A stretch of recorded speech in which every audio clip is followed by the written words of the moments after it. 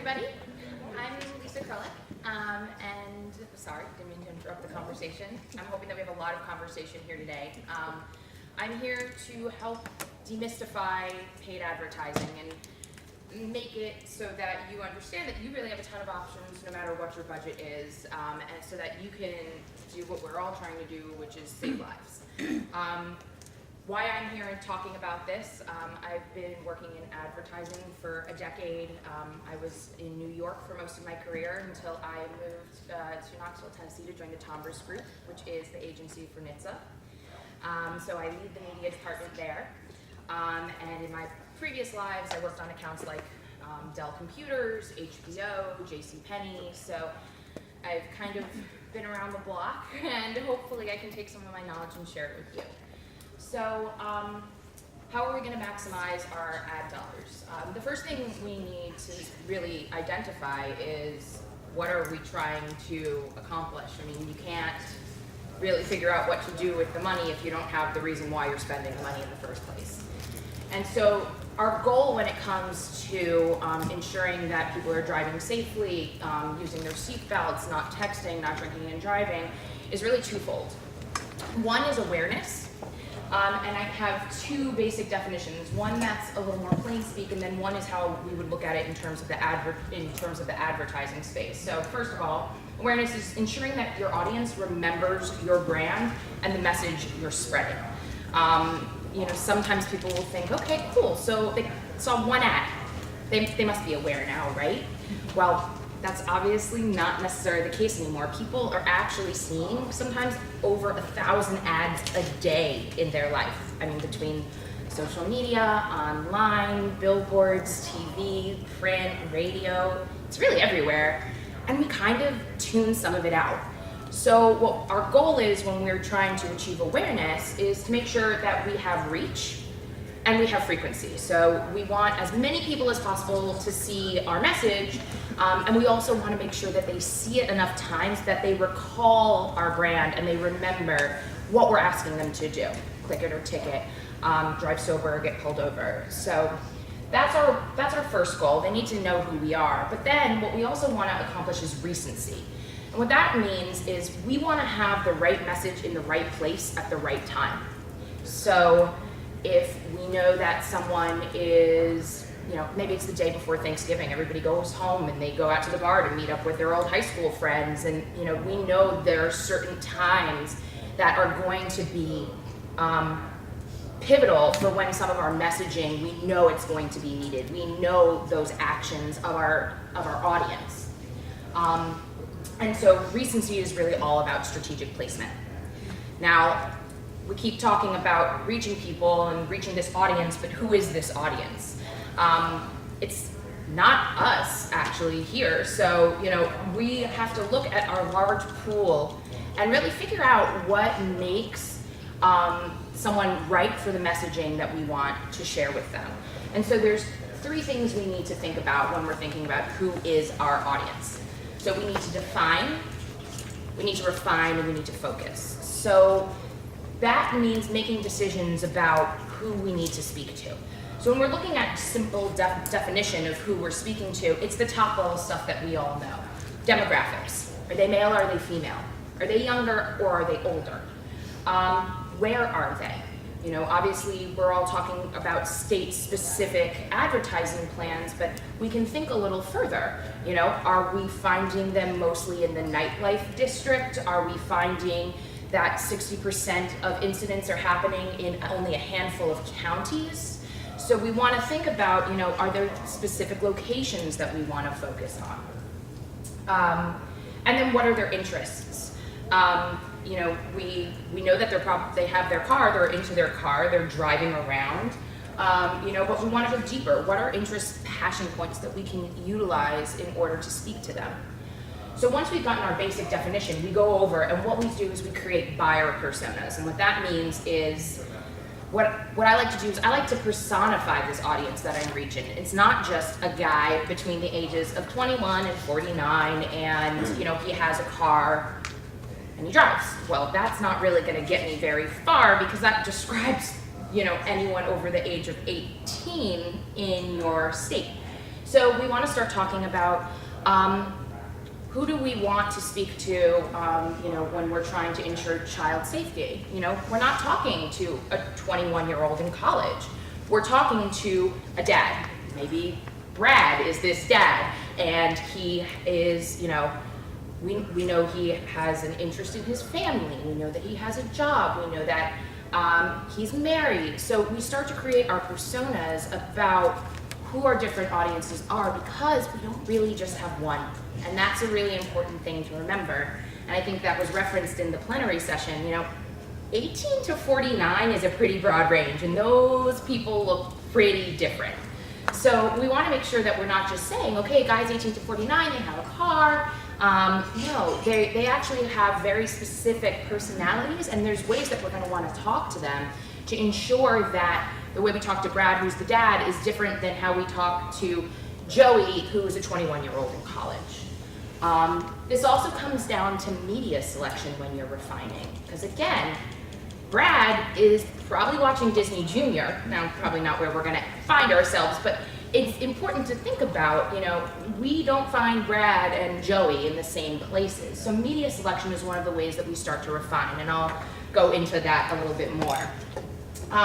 And then creative planning, which means that we want to figure out, through the buyer personas that we've created, and then starting to think about our media selection, can we get scrappy about it, basically? Let's pull out, that Swiss Army knife, and how can we find the right media to piece together individual ways to message to Brad, to Joey, and to the probably 4 other targets, 4 other audiences we're looking to speak to.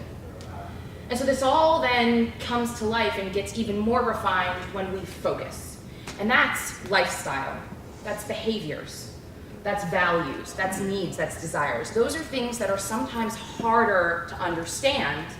But when we do understand what drives and motivates someone, we're going to have a better understanding of how we want to speak to them and where we can find them and where they'll be most receptive to that message.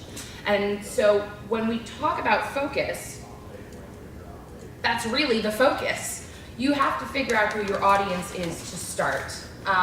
But once we have been able to define and to refine, we really need to make precise, laser-focused decisions. Because if we are going to figure out who our audience is so precisely, and we have Brad, and we have Joey, and we have Tim, and we have all of our personas, and now we understand who's a dad, and we understand who's in college, and we understand who's graduated but living on their own, graduated but living at home, we then want to start making our media hyper-focused too. And that's really where we get to the core of being able to do more with less. So we have some different ways to approach our media channels. And this is where we're really going to start talking about efficiency. We all want to be on TV, because if we're talking about awareness, I mean, yes, TV is still where you can find everybody, but that's pretty expensive. I mean, a Super Bowl spot is $6.5 million. That pretty much blows the budget. Hopefully, all of our targets are watching it, but not a very effective way for us to continually message throughout the year. So it's not that TV isn't an option, it's that we need to be creative and strategic about how we buy it. So some ways that we can ensure that we can be on this really high awareness channel without blowing the budget, program-specific buys is a great way to do it, I mean, TNT. TNT is a great channel. It has Rizzoli and Isles. It also has basketball.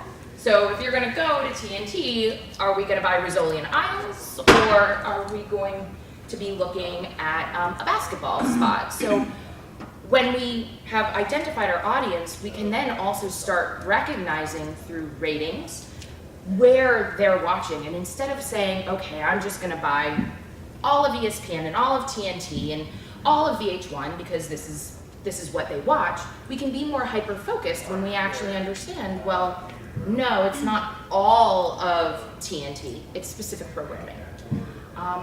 We also have programmatic and addressable cable. So that gets a little more advanced in terms of how we can find exactly who you want. And this is really going to be an incredible way for you to stretch your dollar. Programmatic TV allows you to identify demo, age, and even continue to go further down the rabbit hole. They own a car, they have a certain household income, they live in a certain geographic area. So we can now take some of those defined, refined, and focused audience targets we created, and we can actually go to one of our media partners and say, okay, I want exactly this person. And we now have ways through programmatic and addressable, which is much more inexpensive than regular TV. And it allows us to find that precise target, which is really how we're going to continually be able to stretch those dollars, because we don't want waste. That's really the goal here. We don't want to spend money reaching maybe a guy that's 54 or 62 or a woman or a 16-year-old kid, because that is not who we're trying to talk to. And so this medium will allow you to speak really specifically to people, and if you know that they like to talk in a different way, like you kind of know that a younger millennial is going to enjoy humor, or maybe an old millennial who's a father is going to be more concerned about the message of taking care of his family. This also allows you to serve different people different ads, which is really, really effective. Over-the-top platforms, Hulu. I mean, everyone has a connected device now. So a lot of people are watching TV not in that linear way that we're used to. There's a growing population of cord cutters and this new thing called cord nevers, which is these kids who went to college, didn't have to pay for cable, got out of college and just said, okay, I'm gonna buy HBO Now, I'm gonna pay for Netflix, and I'm gonna plug my laptop up to a TV screen, or not even get a TV screen. So using these online TV program formats is a really great way to reach people who do have linear TV, but also a lot of those people maybe in your younger demographic who don't. And then satellite and direct TV clusters. If you do have a little bit of a healthier budget and you've identified some of those passion points, we know sports tends to be a really great way to reach a broad male audience. You can use satellite and direct TV clusters, which allow you to hone in on your demo as well as specific interests. So by refining further, we're allowing ourselves to not spend more, but spend less reaching the right people. Any questions? I don't need to just talk at you. If there's any questions or interruptions, just let me know. I'd love for you guys to ask anything that you have in your heads right now. So out of home's another one that you can really blow the budget on, but you don't have to. We are all used to static billboards, but that doesn't have to be the only way to buy anymore. Digital billboards are so much more efficient. Now what that means is you're not always the only ad that's up, but because of that, you're one of 8 ads that's rotating. That's a more efficient buy for you. Same thing with elevator networks. Now it's not going to work for everybody. If you're mostly speaking to people in rural areas, I recognize that an elevator network is not necessarily going to be an option. But where you do have large business centers, elevator networks are everywhere. And you have to write up and you have to write down, and you're probably not going to turn around and stare at the people behind you. You're going to stare straight and watch that TV screen. So you basically have their attention captured. There's nothing else for them to look at. So that's another really great one. Cinema can be really efficient. You can buy specific theaters. You can buy specific movies. I mean, Thor Ragnarok is coming out on Friday. I can almost guarantee every single person we want to talk to is going to see Thor Ragnarok sometime between now and the next 6 weeks. So it's a great place for us to be. We know that's an interest of theirs, and because we don't have to just buy every cinema theater in the United States, you can save your dollars. And that really all comes down to strategic placement. Do you want that billboard to be in the middle of a county road where your nearest bar and restaurant is 10 miles away? Probably not. Is there a billboard that's, you know, a mile from the downtown area? Strategic placement really goes a very long way to ensure that your message is getting in front of the right person at the right time. So out of home plays both a role in awareness, but also that recency. A quick question. Yeah. For out of home, I don't know what the situation is in other states, but in Georgia, one out of home method that I get cold calls about all the time from the salespeople is gas station. Now, Yeah. in Georgia, we cannot get, we shied away from that because we cannot get, like, in Georgia, the big three stations are BP, Racetrack, and QT. They don't allow, we can't get into those stations, so we shy away from gas station stuff because we can't get in to the major big three that are in the metro area and other metro areas throughout the state. You might have a independently owned BP down South Georgia somewhere, but other than that, we tend to stay away from that. Okay. 'Cause I don't know what the other case is in other states.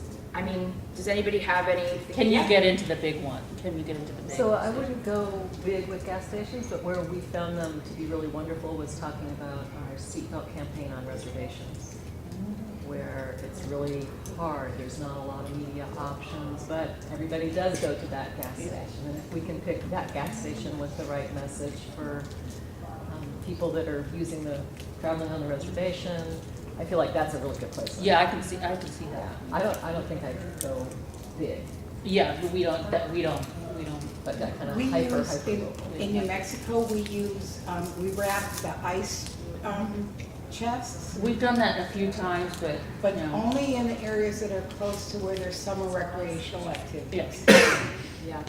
I mean, in Kansas, we do that. We do gas station ads. They're at the pump, they're on the pump. The pump toppers and. Right. And we've done it for Child Passenger Safety Week and Click Your Ticket both, because you're meeting them where they're actually making the decision, right, at their car. So I would probably say, if you can get a list of the gas stations they can get into, and maybe plot them on a map or ask them. Yeah, well, we on can them. get that from the one person who always contacts me, this one company, they can give me a list, and I'm like, oh, look, there's no QT or Racetrack, Well, I call mean- me when you.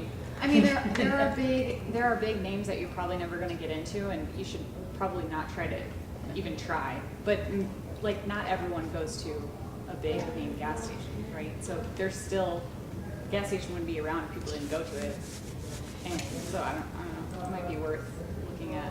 Yeah, so you can't get into the big names, and we're presuming that that's where the majority of people go, but you can get all the information that you need from this particular person. Yeah.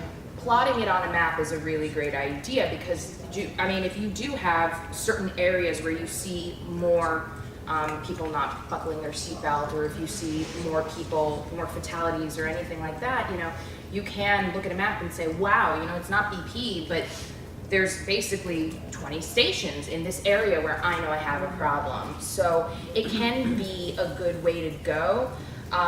You can also just ask them, you know who you want to reach, you know their age, you know all the qualifications. They should be able to give that information back to you. And then what I often do is I look at the cost per person. They tell me, okay, I'm looking to reach guys 22 to 49. And I say, well, how many people am I reaching? Oh, well, if you do this, you'll be able to reach 85,000 people over the next month. We'll do the math. How much are they charging you? And divide it by 85,000, it could be a really wise investment, but it definitely is gonna come down to you identifying what areas, because that's a very location-specific tactic. So if you recognize that there's certain areas where you need additional support, it could be really effective. But what I do like to do is look at the cost per person I'm reaching, because that's ultimately the goal here. You need to make sure that you're continually remessaging to the same people. Remessage. It's better if you, as we talked about, refine and focus to such a point that, yes, we want to reach everyone, but it's better to make sure that we get the message to the right people as often as possible for that awareness and for that recency. Did that answer your question? Yeah, I was just curious what other states had experienced. So. So I moved on to radio. Radio is obviously huge for recency, right? I mean, it's also a great awareness tool. We'll always note that it always has been, always will be. But recency, they're in their cars. That's really where the action happens. So radio is always going to be a really smart play for both of your goals, awareness and recency. But again, I mean, we heard about California being in 36 different radio markets. I mean, that will blow the budget. So what are some other ways that we can look at doing it? There is programmatic radio now, in the same way we talked about programmatic TV. You can buy specific demos, interests, household income. Again, it gets nitty-gritty so that you know that you're serving ads to Brad and to Joey, and if you need to serve them different messages, you can do that. It's still in its infancy, but it's definitely on the rise. Format-specific placement. This again kind of goes back to what we were saying on TV. You don't want to just buy everything. You want to buy rock. You want to buy sports talk. We know what their passion points are. So when we went through refining and focusing, we identified these passion points, which then become ways for us to refine our media buys. And so that's why format specific makes a lot of sense. Live talent reads is a great one. We just heard in the other room that millennials don't like advertising anymore. They don't want to be sold to. So when you have the trusted DJ that they listen to every morning as they drive to work, just doing a casual piece talking about the importance of these issues, it resonates a lot more. It's a trusted source. It doesn't feel like they're being sold to. And they can just, go back and forth with their sidekick for 2 minutes, and now you have a long form message that really they might not have even realized they were listening to a message about safety and traffic safety and things that normally they just wouldn't want to hear about. And then segment sponsorships. Segment sponsorships are also a great way for you to stretch your dollar while building that awareness, because you know that for a month you're going to be sponsoring the morning news segment on your local radio station, so that again you're reaching your right audience and continually remessaging so that there's an awareness of the fact that they should click it or ticket drive sober so that they don't get pulled over. We really do. There is a point at which we want to stop building frequency, but I'd say that we're not talking about $100 million. So when you do have the opportunity to ensure you're continually speaking to the same people, it's a really, really effective way to ensure that your message is going to stick in their heads. Okay, so digital. This gets a little more fun, hopefully. So I'm going to take you guys through these 3 specific digital approaches, which are pretty new, and I think they're pretty new. They're definitely efficient in terms of cost. Everything when we go online tends to get a little more efficient. I'd say maybe the only exception is, don't try to go by ESPN.com homepage. That's probably not going to take you very far. But a lot of the new digital media buying tactics allow for these dollars to stretch. And again, online is really where, if you have a list of 100 passion points for Joey, you can literally give that over to a digital partner and say, find me Joey. And they will use all 100 passion points to find Joey. So you have now really specifically honed in on your audience, so there's not a single ad going to the wrong person. But here's the fun stuff. So targets based on behaviors that indicate imminent decision making. So again, we know what certain triggers are. Is it the downtown nightlife area? Is it it's hot, it's summer, we know somebody's going on a long car ride, we want to remind them the importance of keeping babies safe. We have a technology now that actually allows us to look at what people are doing on social media.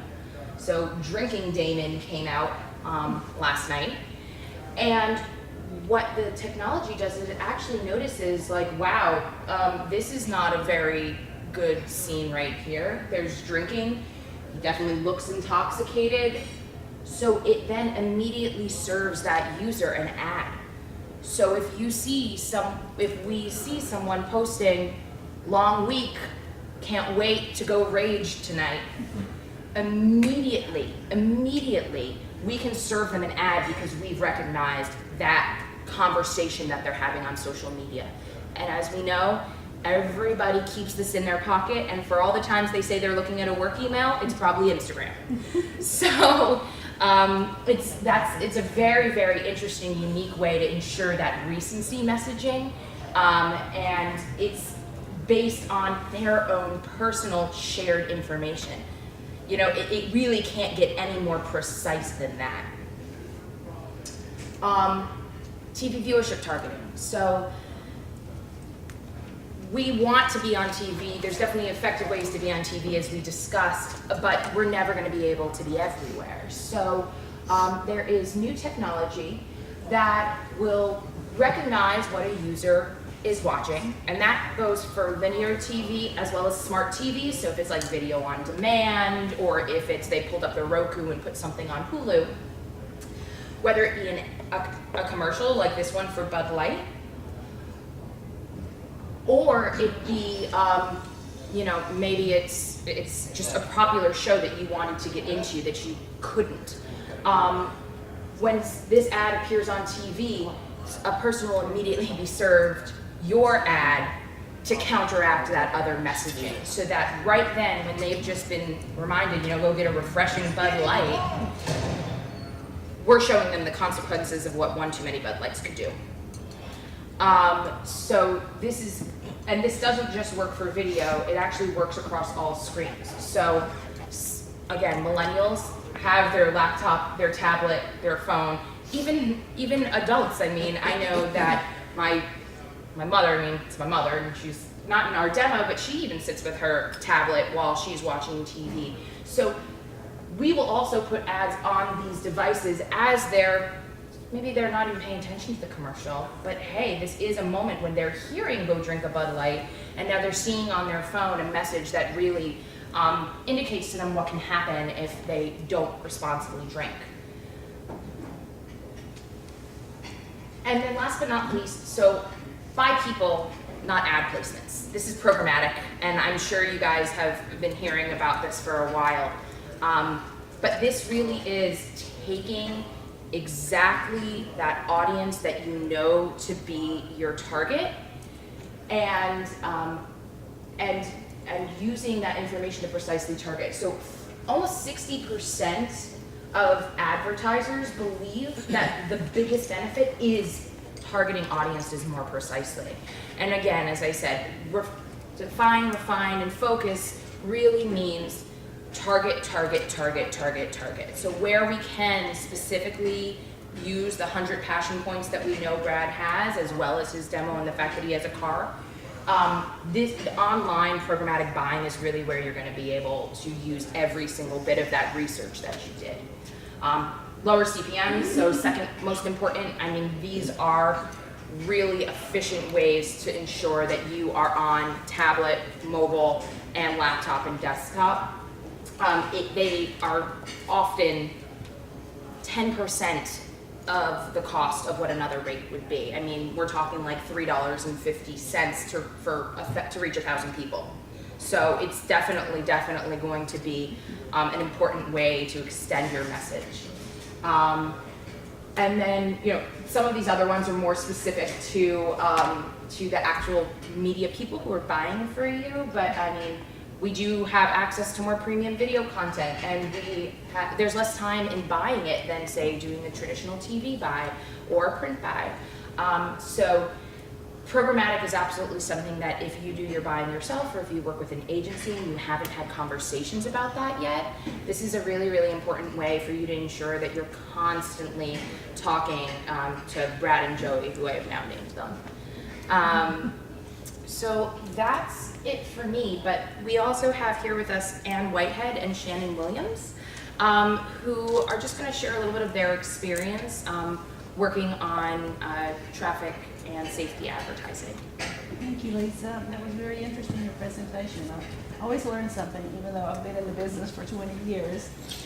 We are lucky in Arkansas because we have the top ad agency working with us. And Shannon's here representing CJRW. They are not only the largest, but they're the most experienced. And we've been working together for 11 years, haven't we? And we go with NHTSA's guidance the whole way. I mean, we have our media plans and our media buys, and we usually, if we have time, we run that through NHTSA. Congress checks it for us and has comments and, you know, things like that. Do many of you do that, use that guidance from NHTSA? Raise your hand if you don't do it. Well, I would really recommend that you do that. It's a great service that they provide. But the thing with our ad agency is, you know, in real estate, it's location, location, location. Well, in media buying, it's negotiation, negotiation, negotiation. And CJRW is excellent at that.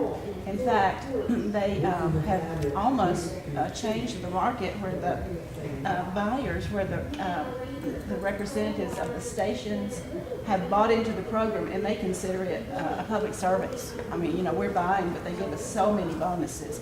And we always negotiate 1-for-1 bonus. Do you all do that too? How many?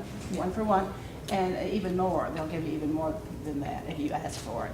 But they're excellent at negotiating, and that's what you have to do. You have to ask for a cheaper price. Mm-hmm. And then the other thing is they develop partnerships with people that are just out of the box. Like you've heard that our target audience, 18 to 34 men, do not read newspapers, right? So we don't do print ads. However, there's always something in your market that's different than somebody else. And this is an example of one. We have a publication called Hootens.com football, and it represents every high school and college in the state. And every mom wants a copy of this. Not only every mom, but every guy that's in it, all the football players want it. Their readership, they say that their one magazine is seen by 15 different people because it lays on the coffee table, and it's really the Bible of high school and college football in our state. So we started running ads in that because we know that's our target audience. They're going to pick that up and they're going to see it. And through the years, they've given us top placement. We have a 2-page ad, and we get it right at the very first. And then smaller ads throughout. Yeah, they give us smaller ads throughout. So I would say that the experience with your ad agency, negotiation, and partnerships, and look for different local things that, you know, other people don't have, other states don't have, maybe something in your state that's special. I'm going to let Shannon. Just some add to that. specifics that we, to kind of continue with what you were saying. Ian talked about the station reps. Our media buyer has been working on the account since 2005, the year we first got the safety office contract. And so she has negotiated some radio rates with the stations, and they've held our rates since 2006. They haven't increased any rates. For TV, we provide our reps with a list of prime programming that we want to be in, that we're interested in buying, and then they check the inventory, and we negotiate with reps to receive the lowest possible rate to be able to get in that prime programming. We talked about 1-for-1 bonus. Radio live endorsements, we do that. 60-second message, we only use the top-rated personalities. And usually live endorsements are a 13-week commitment, but our media planner buyer has negotiated 2-week buy for Click It or Ticket and Drive Sober or Get Pulled Over campaigns. Digital is a big part of each plan. 15 to 25% of the buy, depending on the budget.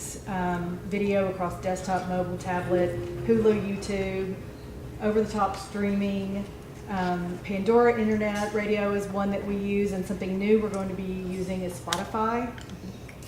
Local high-traffic websites, ad networks, and demand-side platforms that allow a presence on national websites that are targeted geographically and demographically. Digital outdoor boards, gas pump TV. To talk to your, bring up your point, we have negotiated on a 20-day flight for gas pump TV. We've negotiated 10 days for free, so half. We also do cinema advertising, and we always have a social component for all campaigns. We have a partnership with Arkansas Broadcasters Association, which Chris was talking about in there. He does with California. They run TV and radio ads for free across the state. Well, we have a contract with them, and they call it donated. They donate their ads. Like his were old ads, are yours? The Well, current they're ads? completely different. They are old and they're different. Nothing that is run and ever been paid media can run on Right. that. Sports marketing also has been really effective for us.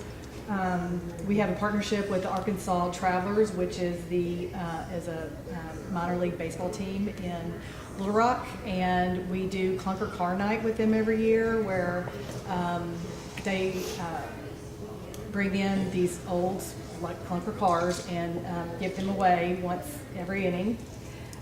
We also have a partnership with Northwest Arkansas Naturals, which is another minor league baseball team in Northwest Arkansas, which is another big market.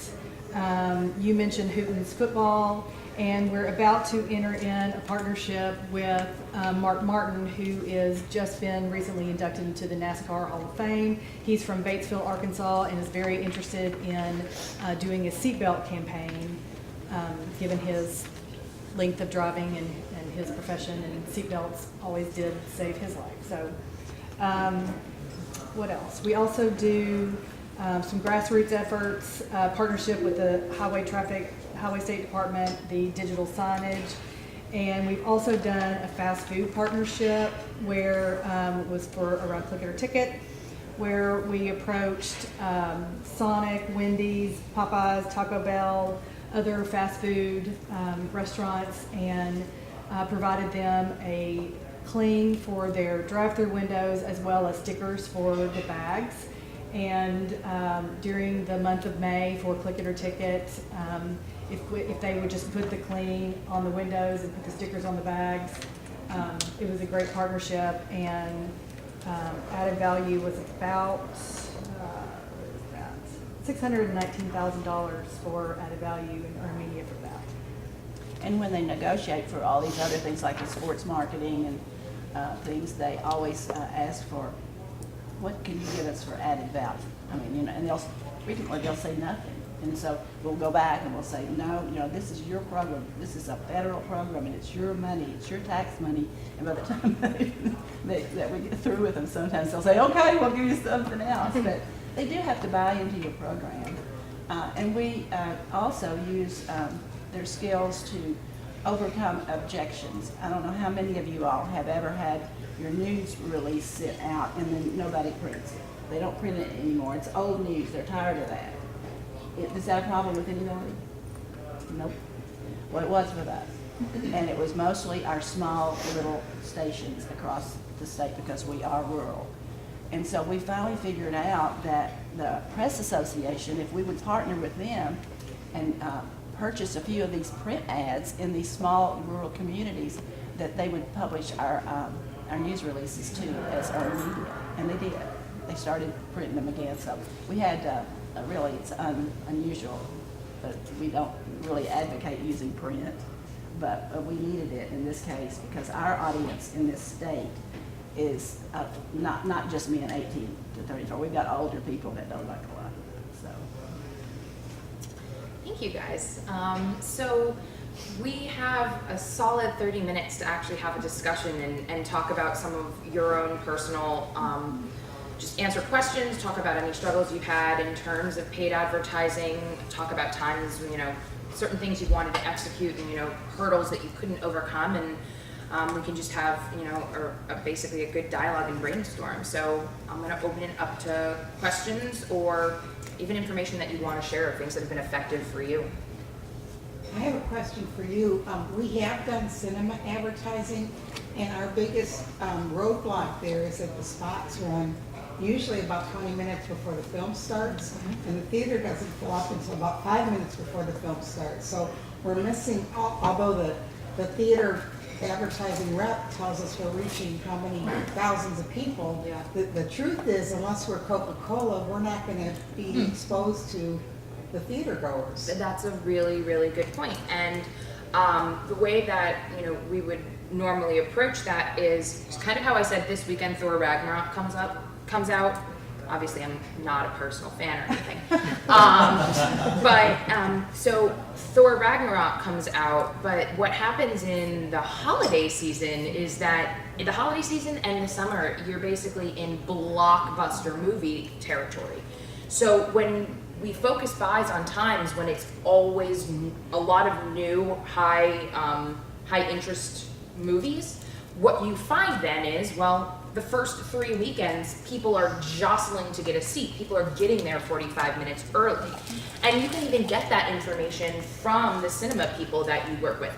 They have projections for how many people are gonna come each weekend, when they expect to stop seeing the theaters fill up, and you can use that information to, again, focus your buy, to really make it targeted, so that you know that you're buying around times when you're going to have theaters that are going to fill up 30 minutes beforehand.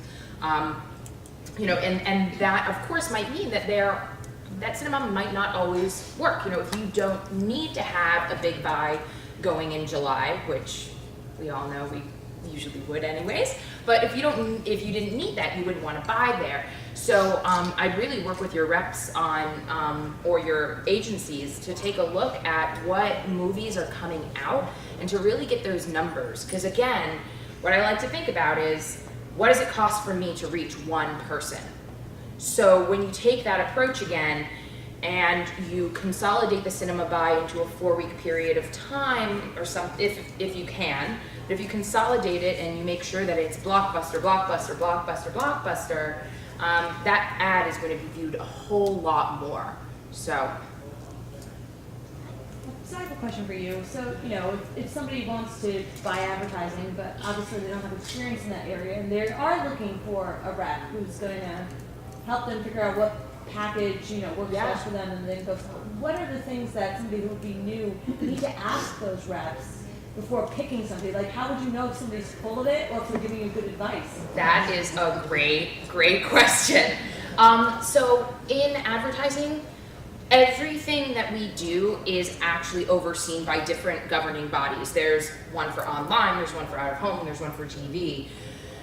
You should ask for their research, and their research should absolutely be quoted. If it's not, if you see this number, like, oh, we reach 98% of men 18 to 49. BS, where did you get that number from?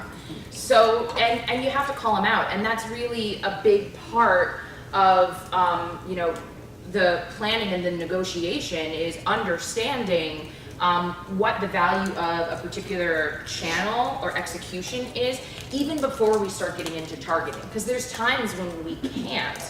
So we need to start with the basic understanding of, okay, this theater, I'm gonna go back to cinema, this theater, in these 4 weeks with these releases, what are you expecting your audience makeup to look like?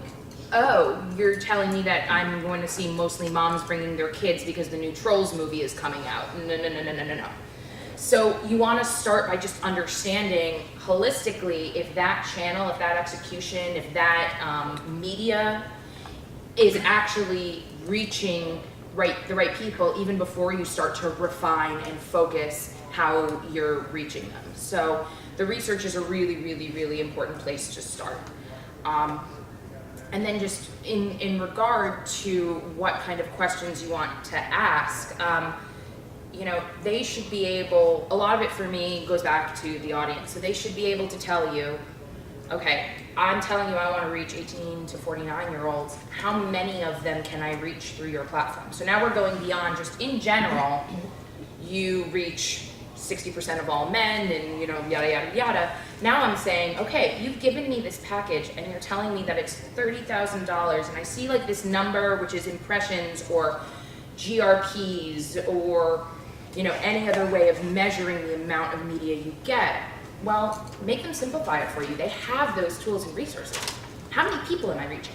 How many times am I reaching them? Just simply asking that. So how many people reach? How many times frequency? That in of itself will really give you a better understanding if that $30,000 is reaching 500 men. Well, nope. That's not going to be that's not a good spend of money for me, you know? So going back to really understanding the people that you are reaching and really asking for that research is a really smart way to go. And again, speak about it the way that you understand it. If they're any good at what they do, you know, you say, I want to know how many people are going to see my ad, they'll understand, oh, okay, you want reach. And if they, you know, kind of aren't able to interpret, you're probably not working with the right rep because it's really their job to understand how to interpret anyone from, you know, who's never tried to buy media before all the way to people who are talking about algorithms and, you know, all that sort of crazy stuff. Yeah. Going back to Joey and Yeah. 100 things that we know about Joey. Yes. Can you talk about how you find out those 100 things about Joey? That's a wonderful question. Yes, so depending upon if you have an agency or not, you might have access to some of their resources. There's a lot of media tools that we have out there that allow us to actually build personas and then look at all the different things they buy, the places they go, what they think, what they believe. If you don't have that, there's still a lot of free resources. If I right now, you know, Googled, you know, what are college-aged men watching on TV, I can guarantee you're going to get Nielsen articles, eMarketer articles, you know, articles from really, really trusted sources. And if any of you want some suggestions as to where you can find this good research, just let me know. Those are two I thought off the top of my head, but I know if I dug back in there, I'd come up with quite a few others. But there's a lot of free resources online. LinkedIn actually has a SlideShare program where you can find other people's presentations that they've done, and you know, a lot of what you find there is marketing materials and people talking about, you know, how do I speak to someone between the ages of 18 and 34. So I would first, if you can, go to your agency because they will have unique resources like Nielsen data and MRI data and Scarborough data, which are all of those bigger research companies and governing bodies. But if not, you definitely have free resources online available to you. I mean, Google is my best friend still even, you know. I go and I look at the data and, you know, it says, oh, index of 157 goes to McDonald's at least once a week. Okay, so maybe that is gonna lead me to do window clings at McDonald's, but like that can't be the only thing. Like there's gotta be more to Joey than he eats at McDonald's once a week. So, you know, you then need to start going and finding additional research. And so for me, I really do go to Google, and it is places like Ad Agent, Adweek, and eMarketer, and this LinkedIn SlideShare. You literally type your thought into Google, and I kid you not, it will start to surface. Yeah. All right, so I mean, we've been hearing a lot that the advertising market is continually fragmented. What are some of the services or mediums that are emerging that show a lot of promise, that right now have the promise to hold tremendous value? So anything that you can do programmatically right now is going to be one of your best friends. Programmatic buying is, as I said before, buying people, not places. So again, it's not necessarily in its infancy online. Programmatic buying online is very, very common. I mean, if you go talk to Google, that's what Google does, if you buy an ad from Google. So it's pretty much everywhere at this point. But TV, it's also way more common.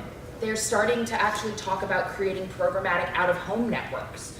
So that would mean, maybe there's a blank space on that elevator screen. I can now buy it, but I can specifically buy it knowing that 60% of the building I'm buying it in is men between the ages of 18 and 49. So programmatic is really going to be your best friend. It allows you to use really that refined audience that you figured out, that you spent all of that time researching and understanding who Joey was, who Brad was. Again, programmatic allows you to just give that over to the publisher, and say, okay, how do I find them? Where do I find them? So that works on TV, that works online, soon to be out of home. Radio's in its infancy right now. And then you want to go back to asking the questions that we just talked about. It's all about the research. It's all about, okay, well, I want to reach Joey, here he is, and they come back to you and they go, okay, here's the CPM, GRP, like, no. How many Joeys am I reaching? How many times am I reaching them? So using programmatic and then really backing it with just your questions, just simply your questions. Once your questions are satisfied, then you'll know if you're reaching your audience. And again, one of the things that I really love about programmatic, which can be a little bit trickier, but is definitely possible, and again, you have a good publisher, a good vendor, they'll help you with this, is programmatic allows you to serve the right ad to the right person. So first we're buying people, not places, but then what we do put in front of them really, really matters. In programmatic, if you have multiple different messages and different ways of talking to your different personas, programmatic will also allow you to say, oh, okay, this is a Joey, he gets that ad. This is a Brad, he gets that ad. And so you're not wasting anything by buying someone who is a female and 32, and you're also speaking to them in the way that resonates best with them, because that's always going to be what aids in your awareness. Yes, reach, yes, frequency, but they have to give a damn about what you're saying. So, any other questions? I have one. Yeah. How do you evaluate your program if you are reaching them, and what messages are they actually hearing? We have we target for our radio, our broadcast TV, and our cable TV, we target men 18 to 34. However, on our evaluation, when we measure how well our communication has been with the public, we do that with a telephone survey. Imagine many of you use the survey. That's the general population. They don't target when they call because, well, first of all, the home line is no longer available to many people, so they started calling the cell phones. We started measuring the cell phones. But are there other ways you can measure if we're reaching these people? Yeah, and actually there's a option that you all have to actually, when you go to structure a buy with someone, you can actually make the buy contingent upon reaching that audience. So if it's TV, you get Nielsen ratings. So that tells you if you're reaching a person. You get the same sorts of data, and actually even more so when you're doing something online. Where we do have trouble, I mean, to be honest, is radio and out of home are always going to be slightly less measurable, something that we're not as well able to say, got that exact right person. But when you're talking about cinema will report on that for you, TV will report on that for you, digital will report on that for you, and just make it a part of the conversation when you start talking to the vendor. Oh yes, I'm well aware of that, but I'm just speaking of the awareness survey. how Oh, things could be more accurate. Oh, well, I can't necessarily say I know the methodology of that particular awareness survey. When it comes to measuring the impact of your media, there are other ways to do it. There's research firms, but obviously that has a cost associated with it. Well, we do the University of Arkansas, they do it for us. Okay, yeah. I would say that I would need to understand better the methodology of the phone survey, but in terms of measurement, there are ways now that research firms are saying, okay, give me an idea of everything that you purchase. I want to know where your billboards are. I want to know what TV you're buying. And then they, over the course of your campaign, a month, 6 months, a year, will actually measure for you the awareness amongst your specific audience group. They don't look at the general population. Those studies are always contingent upon who are you trying to reach, because they know if you reached a grandma, you're probably not doing what you needed to. Okay. So the surveys are, so some of those Those research specific surveys studies, are expensive, they're very. they can be very expensive, I know, and that's the limitation. I'm trying to think if there's any other, you can always, and this is another good thing that you can do when you're negotiating. And I loved what you said about negotiating, by the way, because yeah, you can squeeze water out of a stone if you play it the right way. I mean, they will give you what you want, and especially when you take it to that personal level about, this is saving lives. But another thing that you can do in your negotiations, in addition to saying for every one person I pay for, I want you to give me one for free, you can also say to them, I want you for free to tell me if I reach these people, and they will pay for those research studies, which is something that we do quite often at the Togris Group. It isn't something you can necessarily afford to take $50,000 out of your, those could be hardworking dollars to message to people. So instead what you do is you can talk to your partners as part of your negotiation and actually say, I want an independent third-party study and I want you to pay for it. And it absolutely works. We do it time and time again. So that's another really good way to go about it if you yourself do not have those funds. I just wanted to add with the negotiation, I loved hearing what you said about negotiate. What we do in Connecticut, because we don't really have a big OP funding compared to impaired, we usually will buy with impaired, and we call it added value. We ask for an OP spot. So we're paying for impaired, and then the added value will be something to do with either buckle up or click it or ticket or something like that. Just because we don't have a lot of funding, we found that they're more than willing to do that for us. So it's been working for us. Great. Good idea. Any other questions or stories or advice you want to share?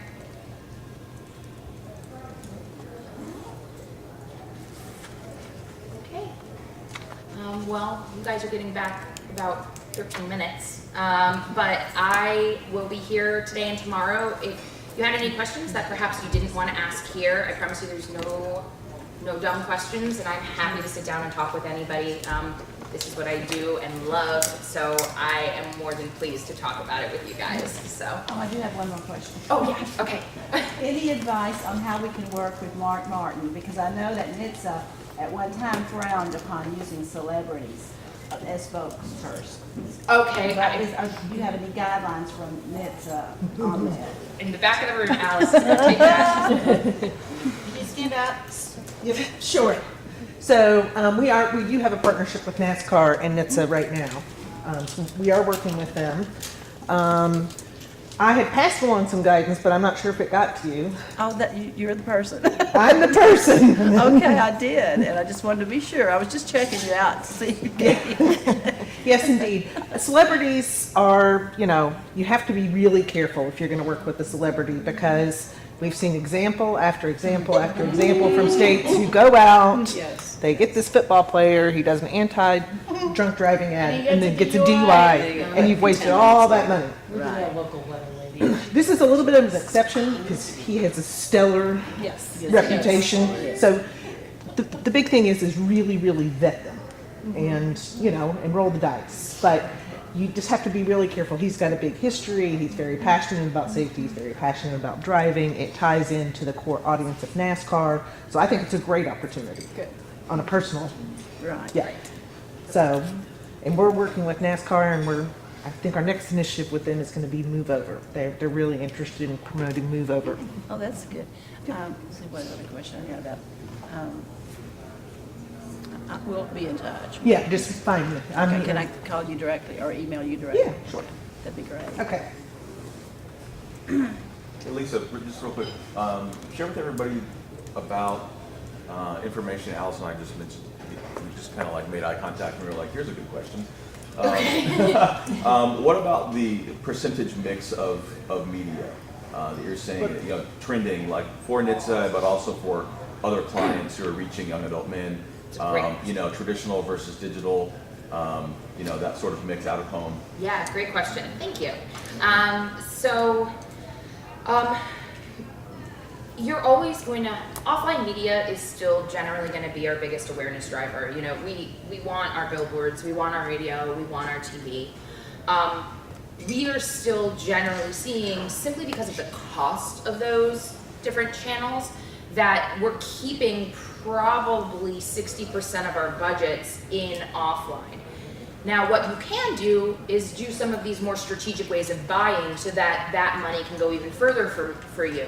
Because when we're talking about our audience, we do find them online just as often, if not more so, than listening to radio or watching traditional TV. 40% of your budget in online is really healthy, but what we are seeing is that there is definitely a trend towards putting more into it because we have these things such as, our drunk friend Damon, who we literally saw just going out there and partying, and it was a ripe opportunity. So we know exactly who we're putting the messaging in front of. We can be more precisely targeted there. So I would say that you're gonna want to keep more of your budget in offline simply because that's just how the budget breaks down when you look at the costs of one versus the other. But online media is definitely somewhere that you're going to want to continue to shift more dollars as you can find ways to be more efficient in offline media. Because that online media, we really have ways of verifying, is the message resonating? Is this somebody who needs the message at this time? I don't foresee us ever getting to a point where the scales tip and all of a sudden we're like 80% online and 20% offline media. The way that these things are priced is never going to get to the point where we can do it that way, because if you don't spend enough in a certain channel like radio or TV, you didn't achieve your reach or your frequency, which are probably two of your main objectives. So we're always going to have to keep healthy budgets there.